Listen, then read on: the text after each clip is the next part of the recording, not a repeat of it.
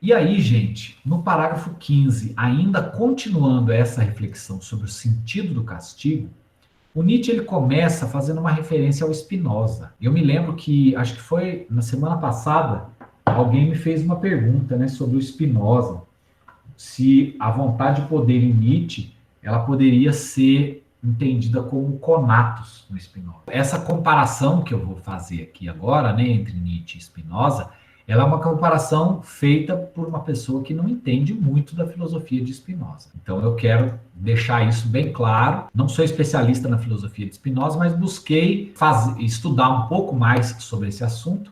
Primeiro, para complementar a resposta dessa pergunta que tinha ficado sem resposta na semana passada, como também para explicar o que Nietzsche está falando agora, no parágrafo 15. Spinoza ele nos apresenta uma concepção do ser humano, afirmando que o principal móvel das nossas ações seria o conatus. E que o conatus ele é a instância básica, ele é aquilo que de mais essencial nos move, no sentido da nossa autoconservação e no sentido da consumação plena do sentimento individual de poder. Bom, por essas palavras, né, a gente entendendo que o conatus ele seria essa nossa força de vida, essa nossa essência que nos move adiante na nossa autoconservação, a gente já pode perceber que, conquanto exista de fato uma similaridade entre Nietzsche e Spinoza, seria uma similaridade da mesma natureza que a similaridade entre Nietzsche e Schopenhauer, ou Schopenhauer e Spinoza. Quando Nietzsche diz que nós, seres humanos, nós somos profundamente determinados não pela nossa racionalidade, mas por um conjunto de pulsões ou por um elemento de natureza instintual, pulsional, desejante. E que essa força é uma força de natureza não racional. Aí a gente pode fazer essa associação entre Nietzsche, Schopenhauer e Spinoza, e até o próprio Freud. A gente vai dizer que para esses quatro pensadores, a essência que move o ser humano é muito parecida. Todavia, existe aqui uma diferença muito significativa. Inclusive, essa diferença é um motivo que levou o Nietzsche, nos escritos tardios, a criticar o Spinoza. Por quê? Porque se para o Spinoza o conatus ele nos move no rumo da nossa autoconservação, para Nietzsche a vontade de poder ela não é uma essência, né? Como a gente já viu na semana passada, eu esclareci isso. Ela é muito mais um adjetivo do que um substantivo, mas é um adjetivo que caracteriza aqui a forma por meio da qual nós agimos, a forma por meio da qual as nossas pulsões buscam a sua afirmação. Ora, para Nietzsche, a afirmação da vida, a afirmação das nossas pulsões é algo que não se limita à autopreservação. E é aqui que o Nietzsche vai criticar o Darwin e também vai criticar o Spinoza. E também, a gente pode colocar, vai criticar o próprio Schopenhauer. Para Nietzsche, a autopreservação é muito pouco. Para Nietzsche, a afirmação plena da nossa vontade de poder ou da nossa vontade de potência, ela pode, inclusive, nos levar a arriscarmos a nossa própria vida. Ela pode, inclusive, nos levar até a morte. Então, né, respondendo, fazendo o esclarecimento sobre aquilo que me foi perguntado na semana passada. Acho que deu para perceber aí os pontos em comum e as diferenças entre o conatus e a vontade de potência. E aqui, retomando agora a genealogia da moral, já com essa referência a Spinoza fresca na cabeça, o Nietzsche ele vai colocar, né, de maneira insidiosa. Isso ocorreu certa vez a Spinoza, quando numa tarde, incitado por quem sabe qual lembrança, ele ficou a cismar a questão daquilo que realmente lhe restara do célebre morsus conscientiae, a mordida da consciência, ou, traduzindo, né, aquela sensação de consciência pesada. Se Spinoza encara que o principal móvel das ações humanas é o conatus. Então, o que Nietzsche está fazendo aqui? Ele se apropria dessa definição spinozana de uma consciência pesada que não tem nada a ver com o conceito moral de consciência pesada. Ele simplesmente vai colocar, né, uma tristeza acompanhada da ideia de uma coisa passada cujo desfecho traiu a expectativa. Essa frustração da expectativa é um elemento importante que Nietzsche ele recupera do Spinoza, porque o interesse de Nietzsche aqui no parágrafo 15 é defender a ideia de que os criminosos, os infratores, eles encaravam o castigo não como um sofrimento merecido, que seria o contexto, a ideia mais popular e mais comum da gente entender o castigo como tendo a função de gerar um peso na consciência do infrator. O Nietzsche ele vai rejeitar essa ideia e ele vai dizer, olha, os criminosos eles não encaravam o castigo como um sofrimento merecido, mas como um fracasso. E aí justamente é por isso que ele retoma o Spinoza, né? Aquela frustração da expectativa. O sujeito tem um determinado objetivo e ele se utiliza de meios ilícitos para conseguir esse objetivo. Ele acaba sendo descoberto, ele é preso e ele é castigado. No julgamento moral desse sujeito que está sendo castigado, Nietzsche vai identificar esse cara, ele entende que aquilo que ele tentou fazer foi uma frustração e que por conta disso, qual que é a consequência? De modo não diferente de Spinoza, durante milênios, os malfeitores alcançados pelo castigo pensaram a respeito da sua falta, entre aspas. Algo aqui saiu errado. E não pensaram, portanto, eu não devia ter feito isso. E aqui o Nietzsche ele conclui o parágrafo 15 dizendo que inquestionavelmente se deve buscar o genuíno efeito do castigo, o efeito prático, numa intensificação da prudência. O que em geral se consegue com castigo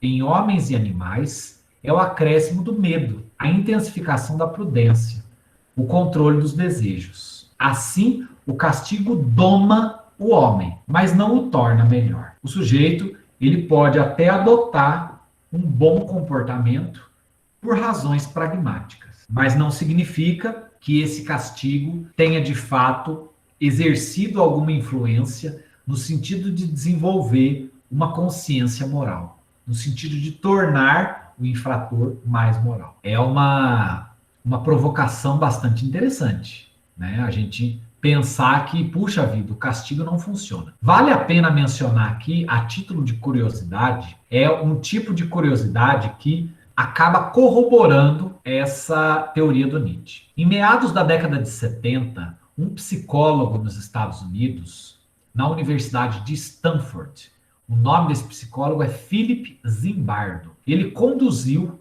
um experimento psicológico com estudantes universitários. Naquela época não existia conselho de ética, gente. Então, os experimentos psicológicos, talvez vocês não conheçam esse experimento, é o experimento da prisão de Stanford, onde vários estudantes universitários eles foram convidados a passar vários dias numa prisão artificial. 12 estudantes selecionados aleatoriamente foram designados para serem prisioneiros. E 8 estudantes, também designados aleatoriamente, foram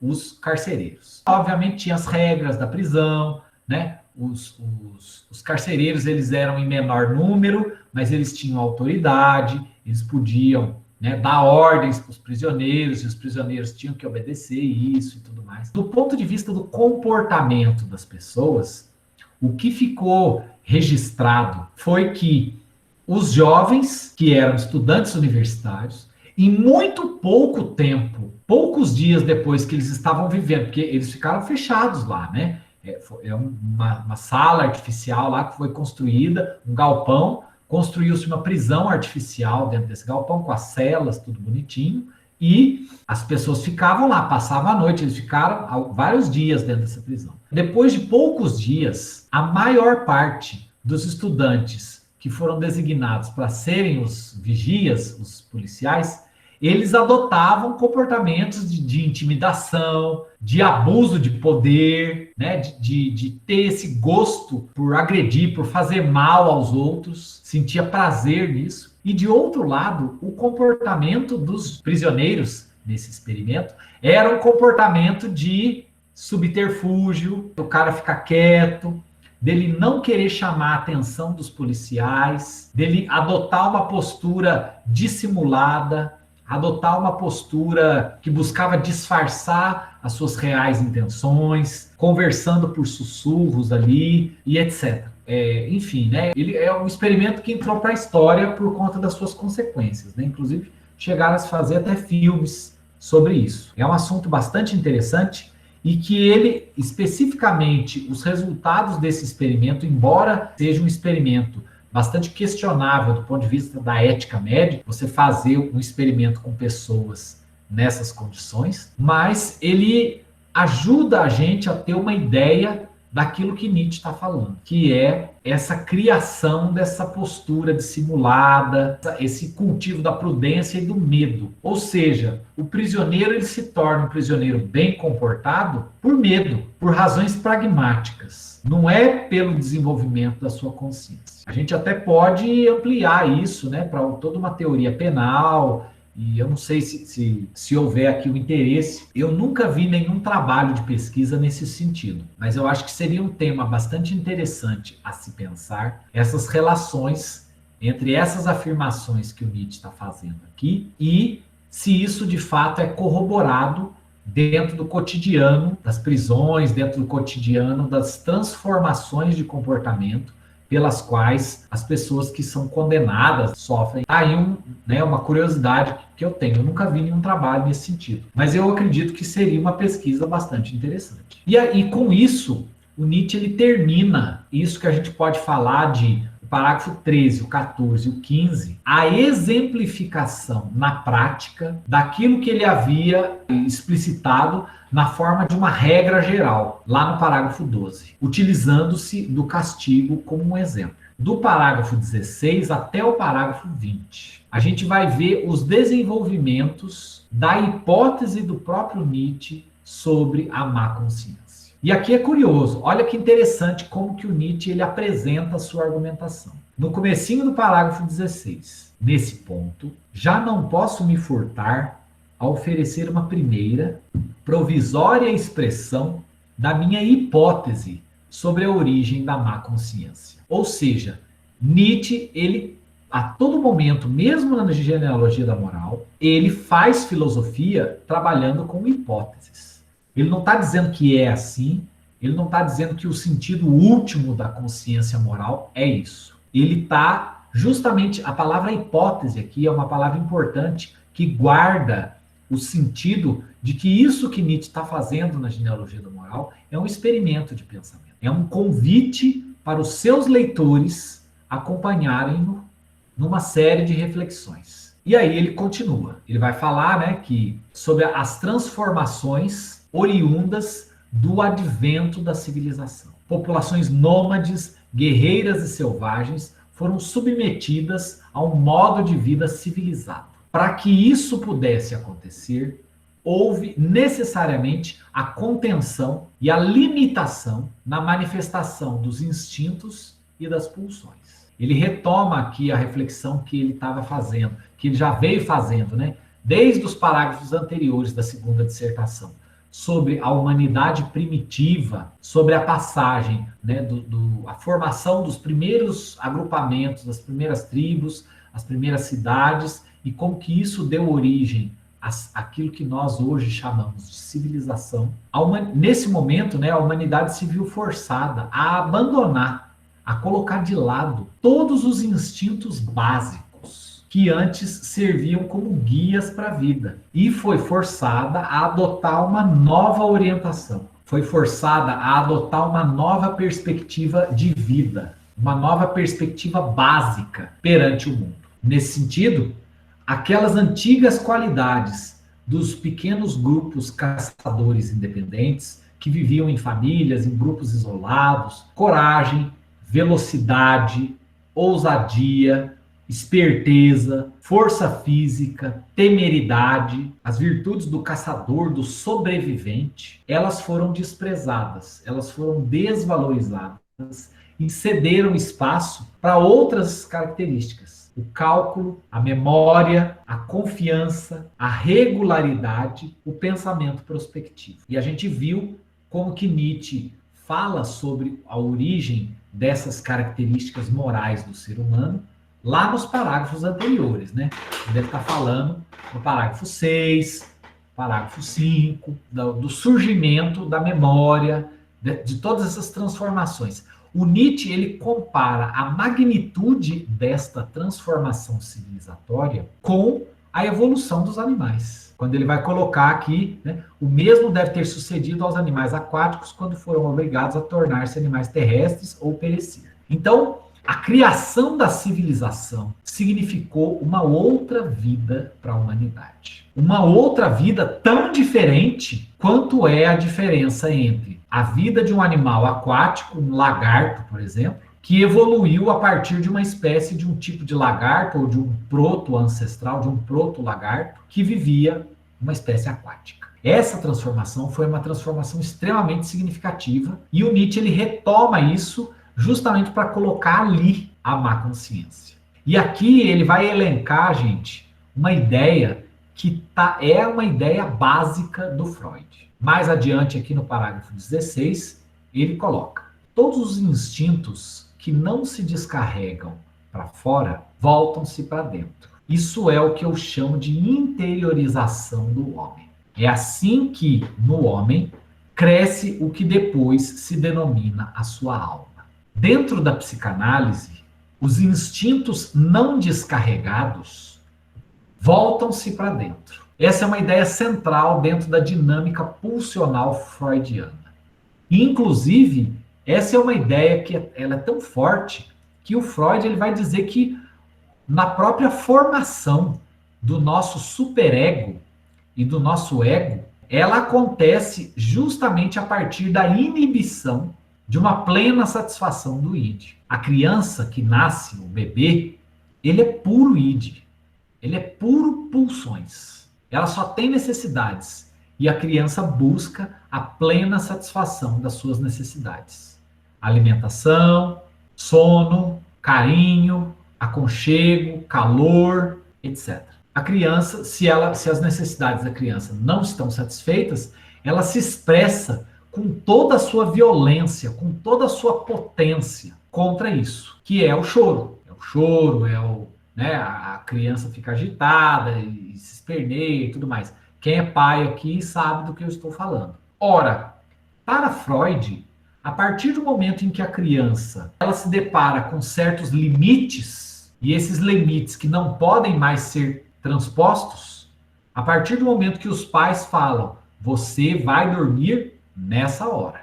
Você não vai ficar acordado até a hora que você quiser. Você vai comer tal alimento. Você não vai comer o que você quiser. A criança aprende que tem hora para comer, que tem hora para dormir, que ela não pode comer o que ela quiser, que a criança ela não pode ter 100% da atenção de todos os adultos voltada para ela, de que ela é apenas mais uma pessoa dentro da casa, que não pode ocupar o espaço que ela quiser, ela vai ter que dividir o espaço com as outras pessoas, e todas essas pequenas frustrações que fazem parte do processo de educação. O processo de educação é um processo de frustração. É um processo no qual o nosso id, as nossas pulsões, continuamente se chocam com limites. Quando a criança vai para a escola, ela não pode ter a plenitude da atenção da professor ou do professor ou da professora voltada para ela. Ela vai ter que compartilhar um espaço, os materiais, as brincadeiras com as outras crianças. Tem regras, tem horários. Tudo isso são frustrações. Essas frustrações, na teoria freudiana, criam aquilo que o Freud vai chamar de superego, que é a instância moral, que é aquilo que o Nietzsche, a gente pode falar, guardadas as devidas restrições, proporções, né?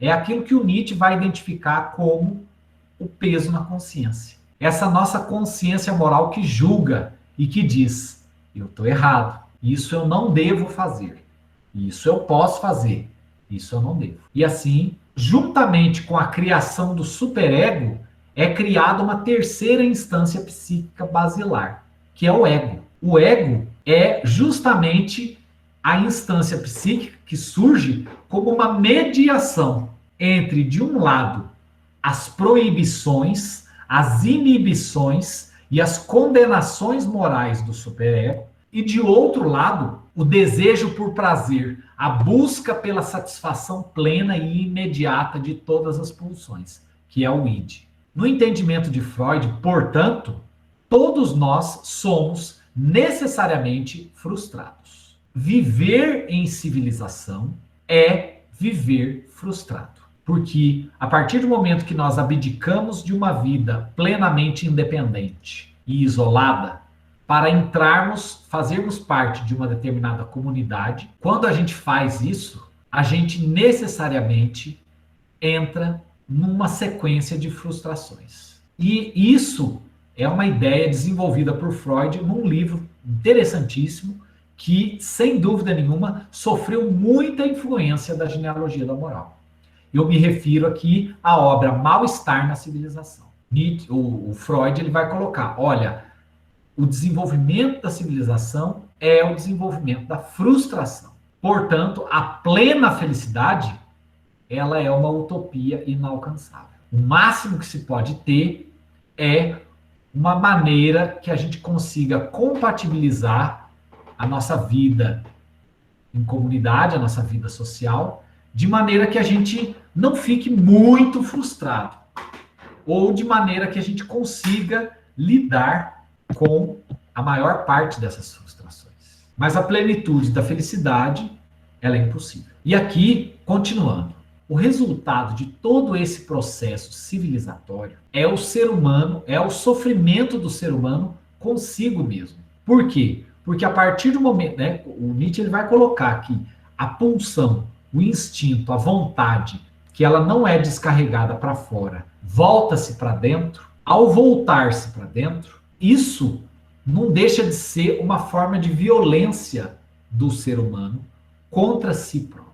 Por quê? Bom, o resultado desse processo civilizatório que nós conversamos, né, que o Freud descreve, é o sofrimento do ser humano consigo mesmo, pela vergonha de si, a autorreprovação, devido ao fato de que nós agimos de uma determinada forma e a nossa consciência moral, o nosso superego nos condena. Isso é uma consequência direta do fato de que a humanidade, a partir do advento da civilização, ela foi, entre aspas, domesticada. Ela aprendeu a reprovar certos tipos de comportamento, certas posturas, ou ela aprendeu a considerar que a satisfação de determinados desejos, de determinadas pulsões, é considerada impura, suja, pecaminosa, moralmente condenável, moralmente reprovável, etc, etc. Em outras palavras, o que Nietzsche está querendo dizer quando ele fala que,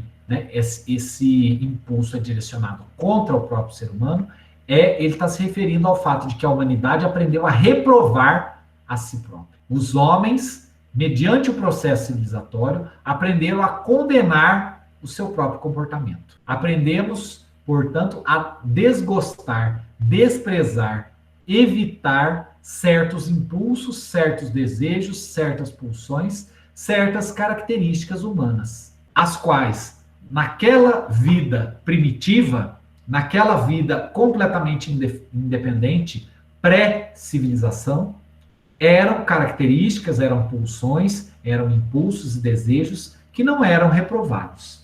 Eles simplesmente eram satisfeitos. E aqui o Nietzsche ele coloca, né, que todos esses afetos violentos, ele vai colocar um outro trechinho aqui, ó.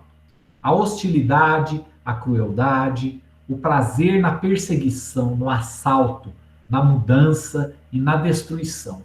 Todas aquelas modalidades de prazer sádico que ele indica que são intrínsecas a todo ser humano e que ele descreve lá nos parágrafos anteriores que a gente viu, agora ele vai dizer que todos esses impulsos se voltam contra os possuidores de tais instintos. Esta é a origem da má consciência. como a gente viu lá nos parágrafos 3 a 6 da segunda dissertação, Nietzsche ele vai colocar que a violência sempre esteve presente como principal instrumento na criação da memória. E também em todo esse processo civilizatório. Porque a gente viu que a origem do castigo, ela também é uma origem que está diretamente ligada a esses impulsos de violência, né? O prazer em descarregar, em fazer mal a uma outra pessoa. Ele coloca, né, que esse homem, por falta de inimigos e resistências exteriores, ser cerrado numa opressiva estreiteza e irregularidade de costumes, impacientemente lacerou, perseguiu, corroeu, espicaçou e maltratou a si mesmo.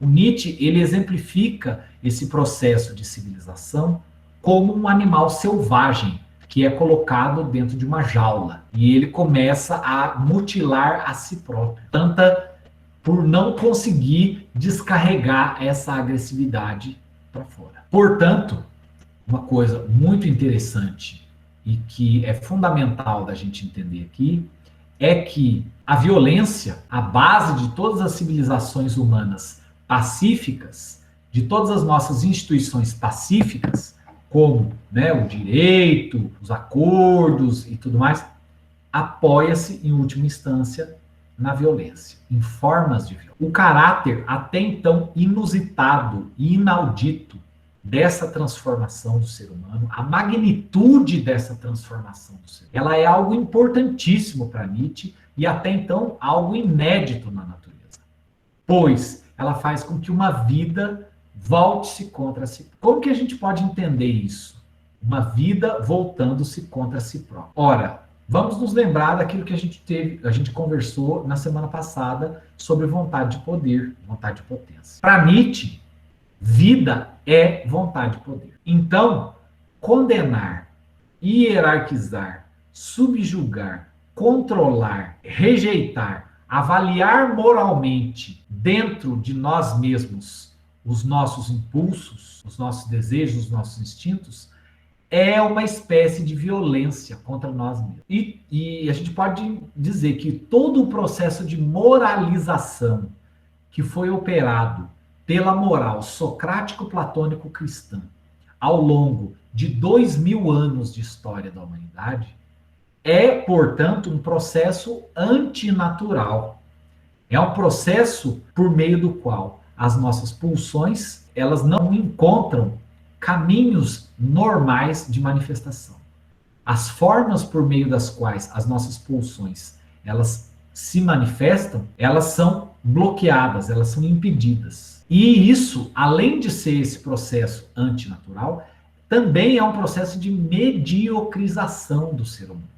Por quê? Porque inibe justamente a força motriz básica que move a humanidade. Nesse sentido, uma outra derivação disso que Nietzsche está dizendo aqui é que o advento das civilizações não trouxe consigo o fim ou a diminuição da violência, que antes era algo praticado explicitamente e abertamente. Pelo contrário, o advento da civilização propiciou o redirecionamento dessa violência. E aqui, gente, qualquer semelhança com a reflexão que Foucault faz sobre o papel e a presença da violência, de variadas formas de violência, no interior das instituições educacionais, a escola, o quartel, o hospital, etc., tá? Quando ele vai falar lá no Vigiar e Punir, do nascimento das prisões e tudo mais, não é mera coincidência.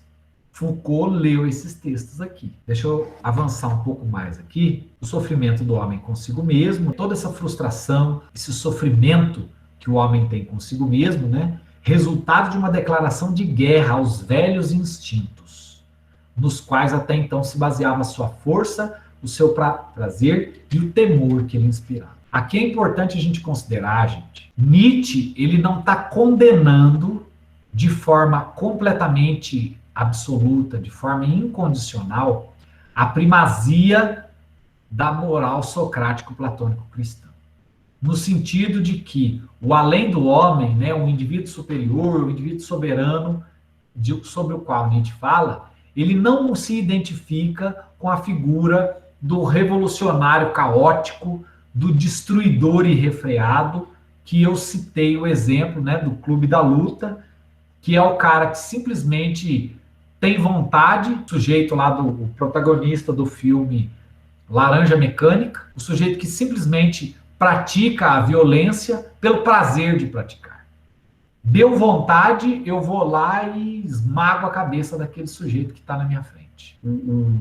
Né, o vândalo, o arruaceiro incontrolável. É fundamental a gente colocar isso, porque Nietzsche, ao revelar essa origem suja, essa origem impura do processo civilizatório, não significa que ele está defendendo a loucura e a violência desenfreada. Pelo contrário, é importante colocar aqui o advento da civilização possibilitou ao ser humano a hierarquização dos seus instintos, a hierarquização das suas pulsões, sendo necessário, no entendimento de Nietzsche, não é a sua negação completa, porque isso seria a completa domesticação do ser humano, a transformação do ser humano num animal de rebanho. A proposta de Nietzsche não é nem negar completamente as pulsões, nem assumir uma postura descontrolada de plena vazão das pulsões. Dentro da psicologia, o sujeito clinicamente considerado psicopata é o cara que não tem superego. Ele tem vontade de fazer alguma coisa, ele vai e faz. E ele não se preocupa com as consequências disso. E ele não tem essa instância moral para julgar. Qual que é o caminho para Nietzsche? Não é negar os instintos e nem afirmá-los de uma maneira descontrolada, mas é necessário empreender em nós mesmos um trabalho ativo de direcionamento dessa energia pulsional, desses nossos instintos, dessas nossas pulsões, no sentido de ampliar as potencialidades do ser humano, no sentido de criar novos valores e, dessa forma, dar novos sentidos para a vida. Em outras palavras, para Nietzsche, o além do homem, o cara que realmente, para ele, é o indivíduo superior, é o cara que cria a si próprio, porque ele dá o sentido para a própria existência. Fazendo aqui uma analogia, gente, dentro da moral kantiana, um princípio básico da moral kantiana é o seguinte: sempre que a gente age moralmente, a gente está obedecendo regras morais. O que diferencia, no entendimento do Kant, o cara que está na minoridade intelectual e o cara que está na maioridade intelectual é quem é que dá essas regras. Quando a gente simplesmente obedece regras alheias sem questionar, nós estamos numa postura de minoridade intelectual. A gente abre mão, a gente abdica da nossa autonomia, da nossa capacidade de autodeterminação. No entendimento de Kant, portanto, o objetivo do esclarecimento, que é a saída do homem da sua minoridade intelectual, é justamente nós assumirmos esse papel e essa responsabilidade de nós darmos para nós mesmos a regra moral que a gente vai obedecer. De uma maneira bastante resumida, um elemento central da reflexão kantiana sobre o esclarecimento e sobre a moral é esse. Ora, e para Nietzsche? Vamos fazer aqui uma analogia, tá? Nós temos, de um lado, o indivíduo como o criador de si, que é o indivíduo que ele concentra em si próprio a matéria-prima e o artesão, e, de outro lado, o indivíduo como pura matéria-prima, que é moldada, trabalhada, manipulada por outrem. Nesse sentido, a gente tem duas configurações fisiopsicológicas do ser humano. De um lado, o ser humano que tem todos os seus instintos, os seus desejos, as suas potencialidades submissas e direcionadas contra ele mesmo, num sofrimento, numa autonegação, numa inibição. E, de outro lado, nós temos o indivíduo que não dá plenamente vazão, né, de uma maneira descontrolada, mas ele hierarquiza as suas próprias pulsões, ele hierarquiza os seus instintos,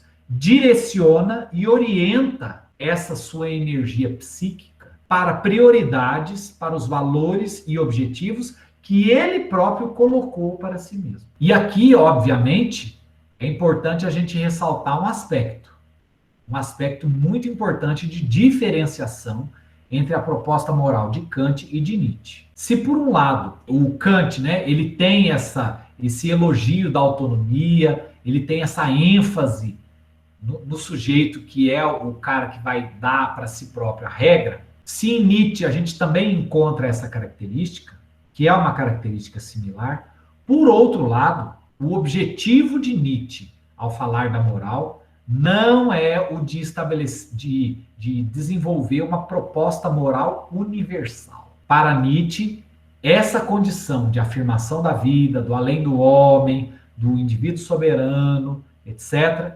é para poucos. E a gente já conversou sobre isso. Com isso, eu encerro aqui a minha reflexão sobre o parágrafo 16. Como a gente ainda tem alguns minutinhos em debate, eu vou propor uma pergunta, um convite, na verdade. Esse sujeito, essa proposta do Nietzsche, do sujeito determinar a si mesmo, assumir as rédeas do controle da sua própria vontade e poder, será que isso é de fato possível? Considerando-se, por exemplo, a multiplicidade, a complexidade e a variedade de tantos mecanismos de controle, de manipulação, de condicionamento aos quais a humanidade está submetida hoje, será que seria possível realmente a gente pensar nesse indivíduo nietzschiano, nesse além do homem, que coloca para si os seus próprios objetivos e segue de maneira independente, de maneira isolada,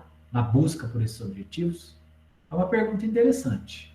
Eu deixo para vocês pensarem aqui. Tem outras perguntas aqui que foram colocadas no chat. A Ellen, né, faz um comentário. Creio que esse experimento feito com os alunos também comprova que o executor do castigo se julga moralmente superior ao castigado. Não necessariamente moralmente superior, Ellen, mas para usarmos um vocabulário nietzschiano, ele se julga mais forte, ele se julga com mais poder. E o maior poder do executor, né, dos vigilantes da cadeia, fazem com que eles assumam essa postura de dominadores, tal como foi colocada por Nietzsche aqui. Joilton coloca: diante desses diversos argumentos nietzschianos, podemos afirmar que os alicerces da grande casa chamada razão, enaltecida por Kant e Hegel, foram abalados? Sem dúvida que sim, Joilton. Na verdade, a grande casa da razão, ela já foi abalada lá atrás com Schopenhauer. Quando Schopenhauer ele vai colocar que o princípio da realidade, o princípio metafísico, que inclusive influencia as nossas ações, é um princípio irracional. A vontade para Schopenhauer não é racional. Nietzsche ele segue nessa esteira, e a gente pode colocar que Freud também segue nessa esteira. Esse conjunto de reflexões de Schopenhauer, Nietzsche, Freud e outros, a gente pode falar que caracterizam esse momento da filosofia contemporânea, que é o momento conhecido como crise da razão, e que depois vai ser explorado também, vai ser desenvolvido em outras consequências, já num outro contexto, por exemplo, na Escola de Frankfurt, na crítica que os pensadores da Escola de Frankfurt vão fazer à racionalidade instrumental, ao predomínio de um esclarecimento que, no fundo, é um esclarecimento que acabou degenerado, né? Ele não conduziu a humanidade à autonomia, ele conduziu a um predomínio da técnica, orientada exclusivamente para maximização dos lucros, aumento da eficiência e tudo mais. Charles Dantas: a filosofia do Foucault e do Deleuze seria uma atualização da filosofia nietzschiana?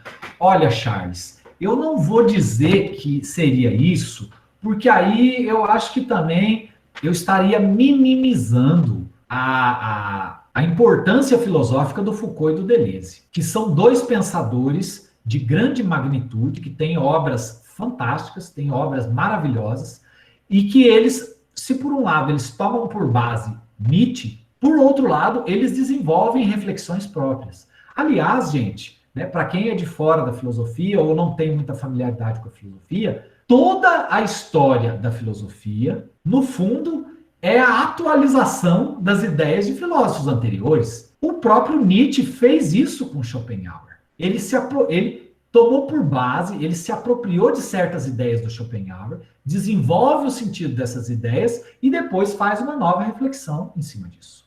Se a gente for recuar lá no período da filosofia medieval, por exemplo, São Tomás de Aquino faz isso com Aristóteles. Agostinho faz isso com Plotino, e que Plotino, por sua vez, era um filósofo, né, que se apropriou também das ideias de Platão. Então a gente pode perceber que essa relação desse diálogo com os sábios predecessores, seja um diálogo de apropriação de ideias, seja um diálogo de crítica às ideias, é esse grande diálogo que forma aquilo que a gente entende como tradição filosófica, que começa lá nos pré-socráticos e tem hoje aqui, né, o Habermas está vivo aí.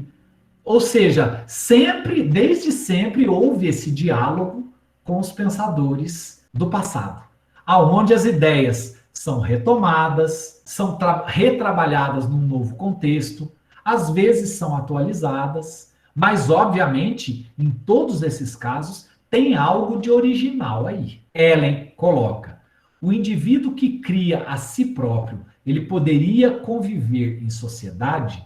Ellen, essa é uma pergunta interessante. Voltando aqui agora naquela questão que eu havia deixado para a gente discutir. Será que esse tipo de afirmação da vida que Nietzsche propõe, ela seria compatível com uma vida em sociedade? É uma pergunta interessante. Depende da forma como a gente interpreta o que seria, em última instância, essa afirmação da vida. A gente pode fazer tanto leituras otimistas como leituras pessimistas disso. Certo, a respeito da sua pergunta, o McIntyre, na Ética das Virtudes, ele coloca que o Nietzsche ele tentou transvalorar os valores do guerreiro, porque há uma ética do escravo.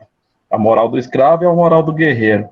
E ele alega que deveria haver um envelhecimento das ideias nietzschianas, porque assim como Schopenhauer, Heidegger, o tipo de filosofia que Nietzsche pratica é monista.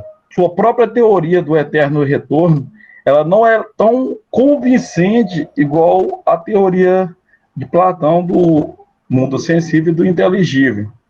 Ou seja, é uma espécie de ética para poucos, mas criar valores, igual você colocou, o indivíduo transvalorar e criar valores em nossa sociedade, ele deveria criar valores não com as características do leão, de destruir outros seres, mas, na medida do possível, poder desenvolver seus valores, não reprimindo. É como um conceito de arte, viver sua vida potencializado, criando o seu cotidiano. Você sumarizou muito bem, Joilton, a proposta do Nietzsche. E assim, pensar agora, né, como fazer isso? Por um lado, embora o próprio Nietzsche já criticasse o mecanismo de propaganda, o patriotismo, os discursos de massa do Império Alemão da sua época, na medida em que Nietzsche fala é preciso superar tudo isso, esse condicionamento milenar na moral cristã, a influência dos discursos patrióticos do Império Alemão, etc., hoje em dia, a gente sabe que os mecanismos de manipulação, de controle e de determinação da nossa vida, eles são muito mais sutis do que a gente imaginava. Dentro das redes sociais, você tem ali os algoritmos dos motores de busca, criação de bolhas, né, a partir dos resultados das nossas pesquisas, uma série de exigências que nós precisamos cumprir para viver em sociedade. Diante disso, há uma perspectiva otimista que diz, não, toda essa superação da qual Nietzsche fala, ele já previa isso, e a humanidade ainda não alcançou, mas vai alcançar no futuro. Para poucos, pelo menos, a gente vai realmente conseguir se libertar de tudo isso. E a perspectiva pessimista é dizer, olha, né, o Nietzsche, ao pregar um tipo de superação exclusivamente individual, o Nietzsche ele fecha os olhos para a profunda influência que os mecanismos de controle da sociedade exercem sobre nós. Influência essa que frequentemente é inconsciente. A gente dificilmente consegue até localizar as fontes disso. Enfim, gente, eu vou já encerrar a gravação aqui. Agradeço novamente a todos vocês pela presença, pelo interesse de continuarem aqui no grupo, né? Um grande abraço a todos, uma boa semana e até a próxima segunda-feira. Tchau, pessoal!